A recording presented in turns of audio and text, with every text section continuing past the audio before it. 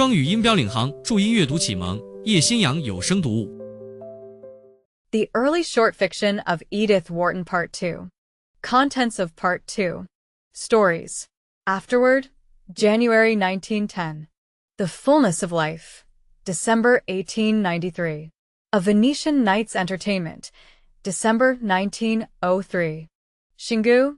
December 1911. The Verdict. June 1908. The Reckoning. August 1902. Verse. Botticelli's Madonna in the Louvre. January 1891. The Tomb of Ilaria Ginigi. February 1891. The Sonnet. November 1891. Two Backgrounds. November 1892. Experience. January 1893. Chartres. September 1893. Life. June 1894. And Autumn Sunset. October 1894. Afterward. January 1910. There is1. Of course, but you'll never know it. The assertion, laughingly flung out 6 months earlier in a bright June garden, came back to Mary Boyne with a sharp perception of its latent significance as she stood, in the December dusk, waiting for the lamps to be brought into the library. The words had been spoken by their friend Alida Stair, as they sat at tea on her lawn at Pangbourne, in reference to the very house of which the library in question was the central, the pivotal feature. Mary Boyne and her husband, in quest of a country place in one of the southern or southwestern counties, had, on their arrival in England, carried their problem straight to Alida Stair, who had successfully solved it in her own case. But it was not until they had rejected, almost capriciously, several practical and judicious suggestions that she threw it out. Well, there's Ling, in Dorsetshire. It belongs to Hugo's cousins, and you can get it for song. The reason she gave for its being obtainable on these terms its remoteness from a station, its lack of electric light, hot water pipes, and other vulgar necessities were exactly those pleading in its favor with two romantic Americans perversely in search of the economic drawbacks which were associated, in their tradition, with unusual architectural felicities. I should never believe I was living in an old house unless I was thoroughly uncomfortable, Ned Boyne, the more extravagant of the two, had jocosely insisted. The least hint of convenience would make me think it had been bought out of an exhibition, with the pieces numbered, and set up again. And they had proceeded to enumerate, with humorous precision, their various suspicions and exactions, refusing to believe that the house their cousin recommended was really Tudor till they learned it had no heating system, or that the village church was literally in the grounds till she assured them of the deplorable uncertainty of the water supply. It's too uncomfortable to be true. Edward Boyne had continued to exult as the avowal of each disadvantage was successively wrung from her, but he had cut short his rhapsody to ask, with a sudden relapse to distrust, "And the ghost? You've been concealing from us the fact that there is no ghost." Mary, at the moment, had laughed with him, yet almost with her laugh, being possessed of several sets of independent perceptions, had noted a sudden flatness of tone in Alida's answering hilarity. "Oh, Dorsetshire's full of ghosts. You know." "Yes, but that won't do. I don't want to have to drive 10 miles to see somebody else's ghost. I want one of my own on the premises." "Is there a ghost at Ling?" His rejoinder had made Alida laugh again, and it was then that she had flung back tantalizingly. "Oh, there is one. Of course, but you'll never know it." "Never know it?" Boyne pulled her up. "But what in the world constitutes a ghost except the fact of its being known for one?" "I can't say. But that's the story. That there's a ghost. But that nobody knows it's a ghost. Well, not till afterward. At any rate, till afterward." "Not till long." "Long afterward. But if it's once been identified as an unearthly visitant, why hasn't its signalment been handed down in the family? How has it managed to preserve its incognito?" Alida could only shake her head. "Don't ask me, but it has." And then suddenly, Mary spoke up as if from some cavernous depth of divination. Suddenly, long afterward, one says to oneself, that was it. She was oddly startled at the sepulchral sound with which her question fell on the banter of the other two, and she saw the shadow of the same surprise flit across Alida's clear pupils. I suppose so. One just has to wait. Oh, hang waiting. Ned broke in. Life's too short for a ghost who can only be enjoyed in retrospect. Can't we do better than that, Mary? But it turned out that in the event they were not destined to. For within 3 months of their conversation with Mrs. Stair they were established at Ling, and the life they had yearned for to the point of planning it out in all its daily details had actually begun for them. It was to sit, in the thick December dusk, by just such a wide, hooded fireplace, under just such black oak rafters, with the sense that beyond the mullioned panes the downs were darkening to a deeper solitude. It was for the ultimate indulgence in such sensations that Mary Boyne had endured for nearly 14 years the soul-deadening ugliness of the Middle West, and that Boyne had ground on doggedly at his engineering till, with a suddenness that still made her blink, the prodigious windfall of the Blue Star Mine had put them at a stroke in possession of life and the leisure to taste it. They had never for a moment meant their new state to be one of idleness, but they meant to give themselves only to harmonious activities. She had her vision of painting and gardening against a background of gray walls. He dreamed of the production of his long-planned book on the economic basis of culture, and with such absorbing work ahead no existence could be too sequestered. They could not get far enough from the world, or plunge deep enough into the past. Dorsetshire had attracted them from the first by a semblance of remoteness out of all proportion to its geographical position. But to the Boynes it was one of the ever-recurring wonders of the whole incredibly compressed island, a nest of counties, as they put it, that for the production of its effects so little of a given quality went so far, that so few miles made a distance, and so short a distance a difference. It's that, Ned had once enthusiastically explained, that gives such depth to their effects, such relief to their least contrasts. They've been able to lay the butter so thick on every exquisite mouthful. The butter had certainly been laid on thick at Ling. The old grey house, hidden under a shoulder of the downs, had almost all the finer marks of commerce with a protracted past. The mere fact that it was neither large nor exceptional made it, to the Boynes, abound the more richly in its special sense, the sense of having been for centuries a deep, dim reservoir of life. The life had probably not been of the most vivid order. For long periods, no doubt, it had fallen as noiselessly into the past as the quiet drizzle of autumn fell, hour after hour, into the green fish pond between the yews. But these backwaters of existence sometimes breed, in their sluggish depths, strange acuities of emotion, and Mary Boyne had felt from the first the occasional brush of an intenser memory. The feeling had never been stronger than on the December afternoon when, waiting in the library for the belated lamps, she rose from her seat and stood among the shadows of the hearth. Her husband had gone off, after luncheon, for one of his long tramps on the downs. She had noticed of late that he preferred to be unaccompanied on these occasions, and, in the tried security of their personal relations, had been driven to conclude that his book was bothering him, and that he needed the afternoons to turn over in solitude the problems left from the morning's work. Certainly the book was not going as smoothly as she had imagined it would, and the lines of perplexity between his eyes had never been there in his engineering days. Then he had often looked fagged to the verge of illness, but the native demon of worry had never branded his brow.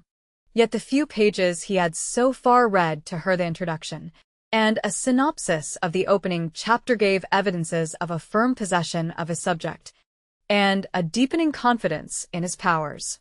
The fact threw her into deeper perplexity, since, now that he had done with business and its disturbing contingencies, the one other possible element of anxiety was eliminated, unless it were his health, then.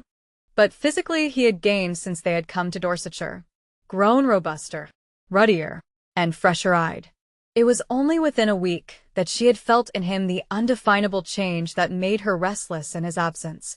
and as tongue-tied in his presence as though it were She who had a secret to keep from him. The thought that there was a secret somewhere between them struck her with a sudden smart rap of wonder. And she looked about her down the dim, long room. Can it be the house? She mused. The room itself might have been full of secrets. They seemed to be piling themselves up. As evening fell, like the layers and layers of velvet shadow dropping from the low ceiling, the dusky walls of books, the smoke-blurred sculpture of the hooded hearth. Why? Of course the house is haunted, she reflected.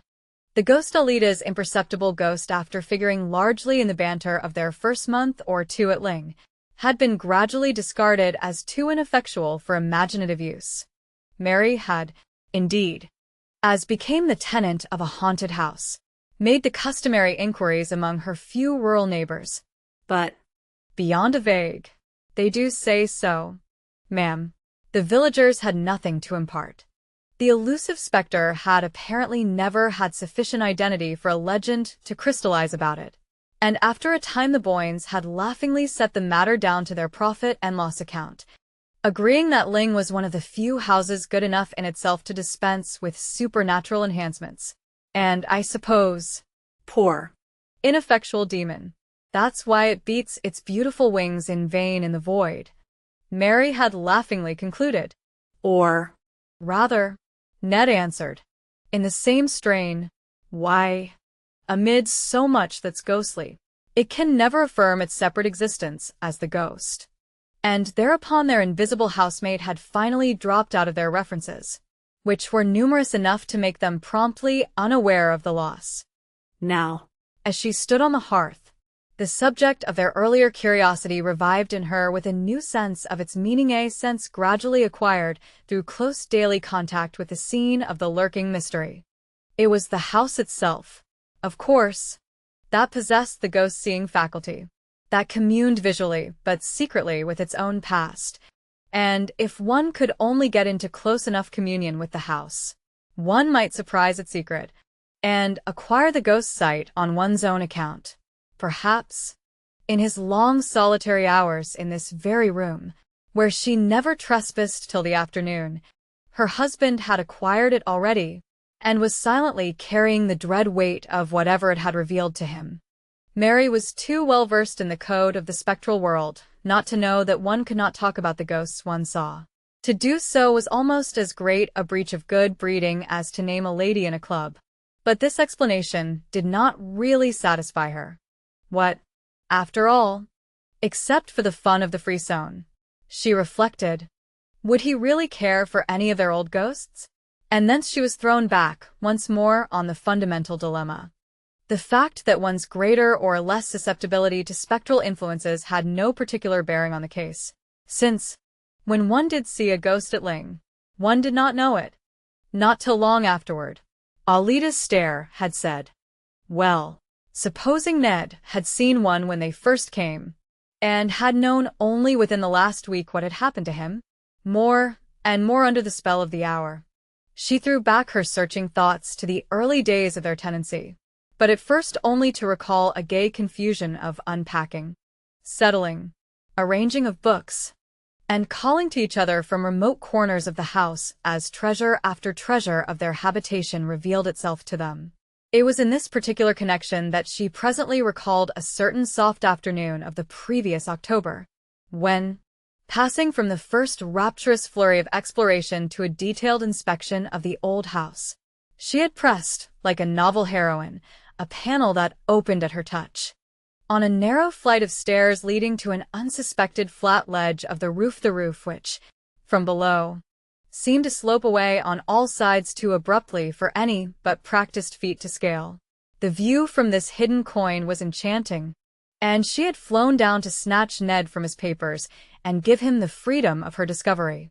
She remembered still how, standing on the narrow ledge, he had passed his arm about her while their gaze flew to the long, tossed horizon line of the downs, and then dropped contentedly back to trace the arabesque of yew hedges about the fish pond, and the shadow of the cedar on the lawn. And now the other way, he had said, gently turning her about within his arm, and closely pressed to him. she had absorbed, like some long, satisfying draught. The picture of the gray-walled court, the squat lions on the gates, and the lime avenue reaching up to the high road under the downs. It was just then, while they gazed and held each other, that she had felt his arm relax, and heard a sharp hello that made her turn to glance at him. Distinctly, yes, she now recalled she had seen, as she glanced, a shadow of anxiety, of perplexity, rather, fall across his face, and, following his eyes, had beheld the figure of a man in loose, grayish clothes, as it appeared to her, who was sauntering down the lime avenue to the court with the tentative gait of a stranger seeking his way. Her short-sighted eyes had given her but a blurred impression of slightness and grayness, with something foreign, or, at least, unlocal, in the cut of the figure or its garb, but her husband had apparently seen enough to make him push past her with a sharp wait, and dash down the twisting stairs without pausing to give her a hand for the descent. A slight tendency to dizziness obliged her, after a provisional clutch at the chimney against which they had been leaning, to follow him down more cautiously, and when she had reached the attic landing she paused again for a less definite reason. Leaning over the oak banister to strain her eyes through the silence of the brown, sun-flecked depths below, she lingered there till, somewhere in those depths, she heard the closing of a door.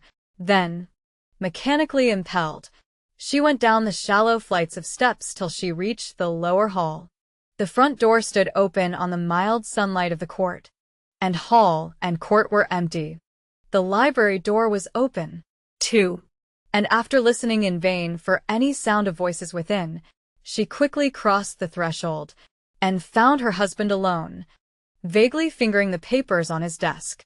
He looked up, as if surprised at her precipitate entrance, but the shadow of anxiety had passed from his face, leaving it even, as she fancied, a little brighter and clearer than usual. What was it? Who was it? She asked. Who? He repeated, with the surprise still all on his side. The man we saw coming toward the house. He seemed honestly to reflect. The man? Why? I thought I saw Peters. I dashed after him to say a word about the stable drains, but he had disappeared before I could get down. Disappeared? Why? He seemed to be walking so slowly when we saw him. Boyne shrugged his shoulders. So I thought. But he must have got up steam in the interval. What do you say to our trying a scramble up Meldon Steep before sunset? That was all.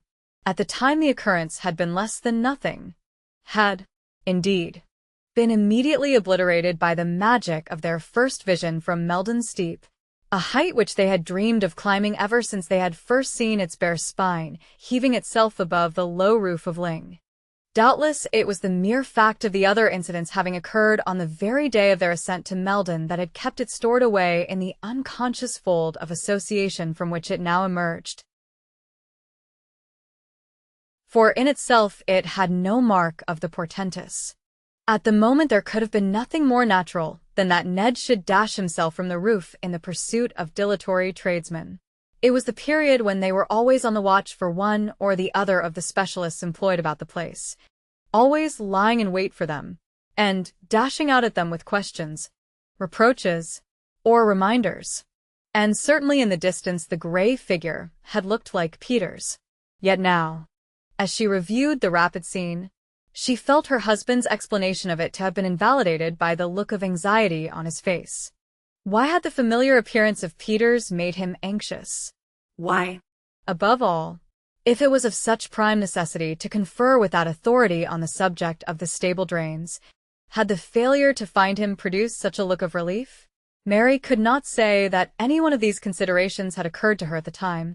Yet, from the promptness with which they now marshaled themselves at her summons, she had a sudden sense that they must all along have been there, waiting their hour.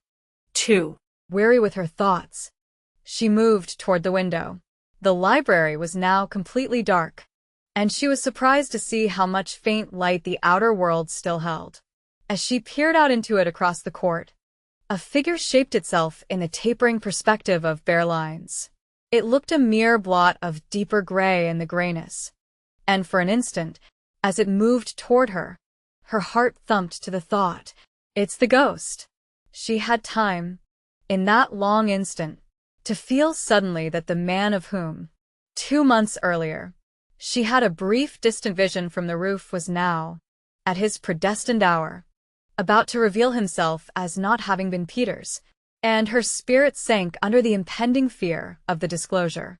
But almost with the next tick of the clock, the ambiguous figure, gaining substance and character, showed itself even to her weak sight as her husband's, and she turned away to meet him, as he entered, with the confession of her folly.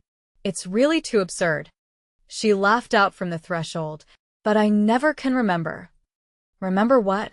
Boyne questioned as they drew together. "That when one sees the Ling ghost, one never knows it." Her hand was on his sleeve, and he kept it there, but with no response in his gesture or in the lines of his fagged, preoccupied face. "Did you think you'd seen it?" he asked, after an appreciable interval. Why? "I actually took you for it, my dear, in my mad determination to spot it." "Me just now?" His arm dropped away, and he turned from her with a faint echo of her laugh.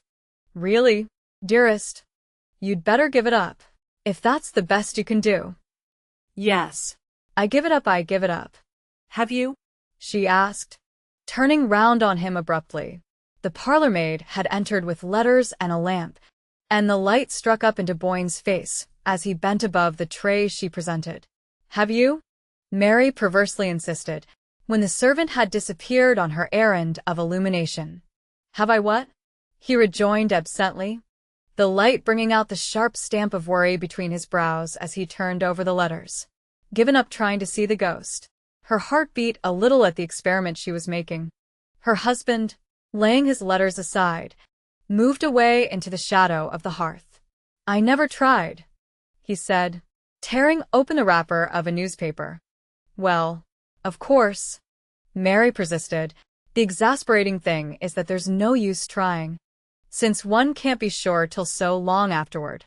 He was unfolding the paper as if he had hardly heard her, but after a pause, during which the sheets rustled spasmodically between his hands, he lifted his head to say abruptly, "Have you any idea how long?"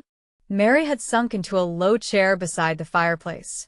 From her seat she looked up, startled, at her husband's profile, which was darkly projected against the circle of lamplight. No. "None. Have you?" she retorted, repeating her former phrase with an added keenness of intention. Boyne crumpled the paper into a bunch, and then inconsequently turned back with it toward the lamp. Lord, no.